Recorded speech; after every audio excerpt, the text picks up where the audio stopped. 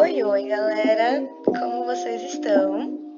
Então, na nossa aula de hoje, a gente vai continuar falando sobre o planeta Terra, que é o planeta no qual nós vivemos e no qual tantas coisas acontecem. Aqui sou eu. E a gente vai falar justamente sobre os movimentos que esse planeta Terra faz, ok? Mas antes disso, vamos fazer uma breve revisão sobre o que nós falamos na aula anterior. Então, nós estudamos sobre as fases da Lua e o porquê elas acontecem, que é justamente porque essa Lua ela vai sendo iluminada pelo Sol de diferentes formas ao longo do tempo. Lembrando que essa Lua ela gira ao redor do seu próprio eixo também e gira junto com o planeta Terra ao redor do Sol. O período dessas fases da Lua que irem acontecendo é aquele período de lunação, que é ali em torno de 28 e 29 dias. Nós também falamos sobre os eclipses, o eclipse solar e o eclipse lunar. Só lembrando que para um eclipse acontecer é preciso que os três astros, Terra, Lua e Sol, eles estejam completamente alinhados. Aqui, no nosso eclipse lunar, nós vemos a sombra da Terra produzida pelo Sol sendo projetada na Lua, ok? A sombra da Terra sendo projetada na Lua. E no eclipse solar, que é esse aqui de baixo, a gente vê ali a Lua se posicionando em frente ao Sol, de forma que a sombra dessa Lua é projetada pela superfície terrestre. Não sei se vocês viram, mas recentemente, dia 14, segunda-feira, nós tivemos um eclipse solar. Após essa breve revisão, a gente vai retomar os nossos estudos aí, continuar falando sobre os movimentos que o planeta Terra ele realiza. E quais são esses movimentos? Qual a importância desses movimentos? A gente vai falar hoje sobre os dois principais movimentos, que é o movimento de translação e o movimento de rotação. Você provavelmente já ouviu falar sobre eles, mas agora a gente vai relembrar como eles influenciam a nossa vida no planeta Terra. Começando pelo movimento de translação. Esse movimento ele é justamente o caminho que o planeta Terra ele percorre ao redor do Sol. E esse caminho, essa órbita, ela tem um formato elíptico, que é justamente esse formato levemente oval aqui que vocês podem enxergar. A velocidade média que a Terra faz aqui, essa movimentação, é de 108 mil quilômetros por hora. Imagina, se a gente acha que a 200 por hora a gente está arrasando, imagina a gente junto, que a gente está se movimentando junto com esse planeta agora, andando aí a 108 mil quilômetros por hora. Apesar de ser uma velocidade, inclusive, muito elevada, a gente não sente essa velocidade da Terra, justamente porque a gente está na superfície dessa Terra se movimentando junto com ela. É como quando a gente está num avião a uma velocidade muito alta, a gente não sente aquele movimento do avião, porque a gente está ali se movimentando juntamente com ele, ok? A gente só teria essa percepção da velocidade da Terra se a gente estivesse olhando essa Terra de fora, numa velocidade diferente, ou até mesmo parado ali em algum lugar do espaço, como um satélite, ou uma sonda, ou uma nave espacial, observando aí essa movimentação terrestre. É importante a gente ver também que a velocidade da Terra, nesse movimento de translação, ela se altera à medida que o planeta ele se encontra mais próximo ou mais distante aqui do Sol. Sendo que mais próximo do Sol, a velocidade desse planeta é maior, enquanto quanto mais distante, menor é essa velocidade. Agora, vamos falar sobre a duração do movimento de translação, que é de 365 dias, 5 horas e 48 minutos. Você deve ter notado que essa duração é de um ano civil, certo?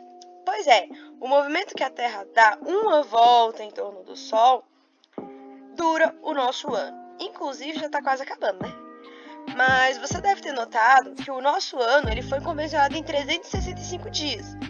E as 5 horas e 48 minutos foram para onde?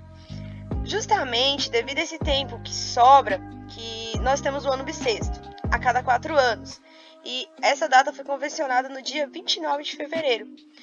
E esse ano ele tem a duração de 366 dias, justamente porque eles arredondaram esses 5 horas e 48 minutos para 6 horas, 6 mais 6 mais 6 mais 6 dá 24 horas, que seria esse dia a mais. Mas quais são as consequências do movimento de translação? O que ele traz para a gente? Com certeza você já ouviu falar sobre as estações do ano e elas são resultado justamente desse movimento de translação e também desse eixo de inclinação aqui do planeta Terra, que é de aproximadamente 23 graus. Então a Terra ela não está retinha, ela está um pouco inclinada ali. E essa inclinação mais o movimento de translação faz com que nós tenhamos as estações do ano. Devido a essa inclinação, inclusive, do nosso planeta, a incidência dos raios solares ela não é igual nos dois hemisférios, no hemisfério sul e no hemisfério norte. Em alguns momentos do ano, a Terra ela se encontra mais inclinada para um hemisfério do que para outro.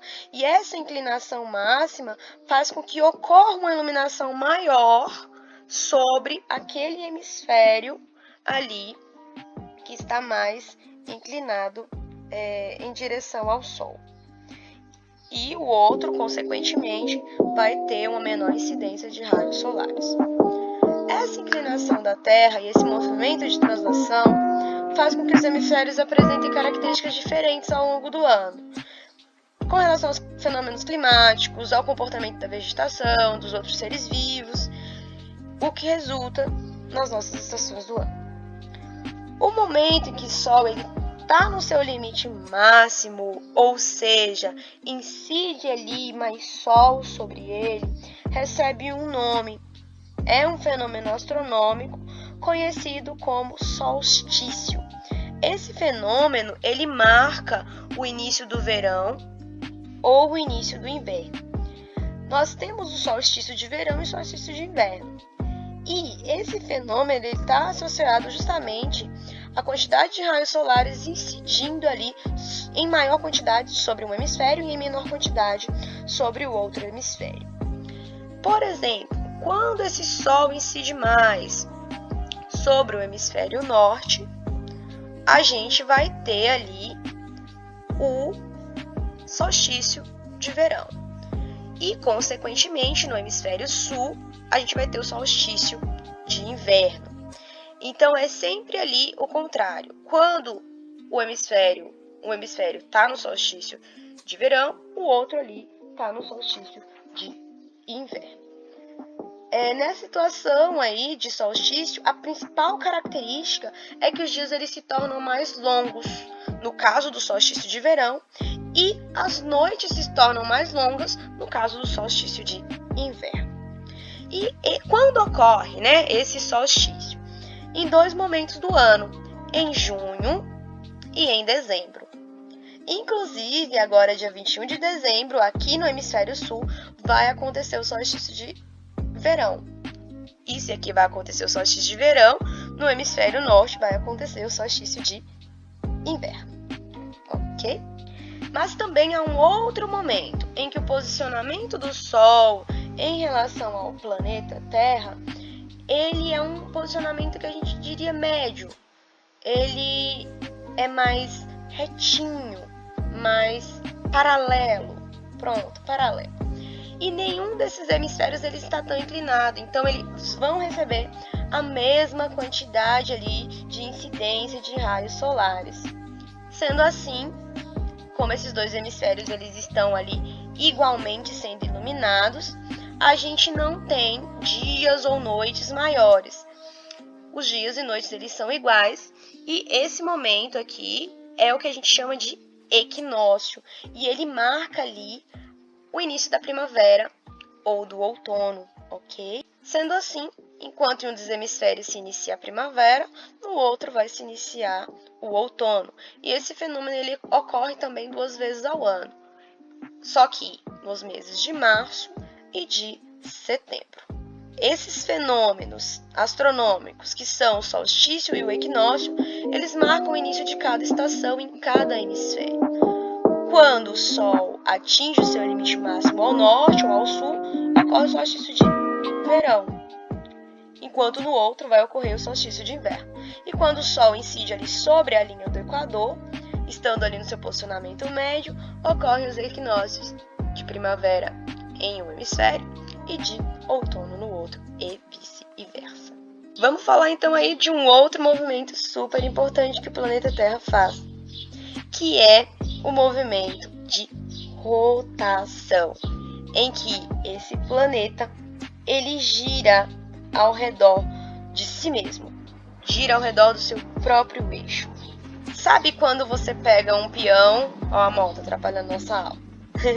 Sabe quando você pega um peão e solta e ele tá ali girando ao redor dele mesmo? Pois é, nosso planeta ele faz esse movimento ao redor dele mesmo. E esse movimento também é muito rápido, é de aproximadamente 1.600 km por hora. A gente não sente também porque a gente está aí girando junto com esse planeta. E esse movimento, ele acontece em uma ordem bem específica. É justamente uma rotação anti-horária, que é de oeste para leste. E ele dura ali 23 horas, 56 minutos e 14 segundos. E qual a importância desse movimento? Ele é responsável pelos nossos dias e pelas nossas noites. Porque quando a Terra gira ao redor de si mesma, ela garante uma iluminação diferente nas diferentes regiões do planeta. Enquanto umas recebem luz, outras não vão receber luz, que vai caracterizar aí os nossos dias e nossas noites. Inclusive, em razão dessa iluminação desigual do planeta nesse período de 24 horas, foi necessário criar um sistema de fusos horários, que à medida que a Terra gira, alguns pontos do planeta eles ficam adiantados ou atrasados em relação ao horário do Brasil, por exemplo, que é o nosso país. Até mesmo em regiões dentro do nosso próprio país existem horários diferentes. Você sabia disso? Por exemplo, em Fernando de Noronha, aquela ilha ali no estado de Pernambuco, super famosa, que vários famosos vão, o fuso horário é de 1 hora para mais. Então, se aqui for 3 horas da tarde, lá já são 4 horas. Já em Manaus, ali no estado do Amazonas, a diferença é de 1 hora para menos. Então, se aqui for 3 horas da tarde, lá é 2 horas da tarde. Por isso que algumas vezes a gente vê as pessoas usando o horário de Brasília como referência, porque existem fusos horários diferentes dentro do nosso próprio país. Até porque a gente também tem uma extensão territorial muito grande, né? Resumindo, então, a rotação e a translação, elas são os dois principais movimentos aí realizados pelo nosso planeta. Junto, eles são responsáveis por fenômenos que se manifestam tanto na atmosfera quanto na litosfera, interferindo aí no clima, no relevo, na duração dos dias e das noites. Mas eu quero deixar aqui para vocês uma outra informação. Existem outros movimentos que são realizados pelo planeta Terra, de forma simultânea a esses dois, mas eles não são tão discutidos aí pelo fato das consequências deles não serem tão perceptíveis em um curto período de tempo e por ocorrerem mesmo em intervalos muito grandes. A palavra-chave da nossa aula, inclusive, é dia, ok? Não esqueçam dessa palavra-chave para colocar na nossa atividade. A aula de hoje se encerra por aqui. Obrigada, até logo e se cuidem e cuidem também das pessoas que vocês amam. Um grande abraço!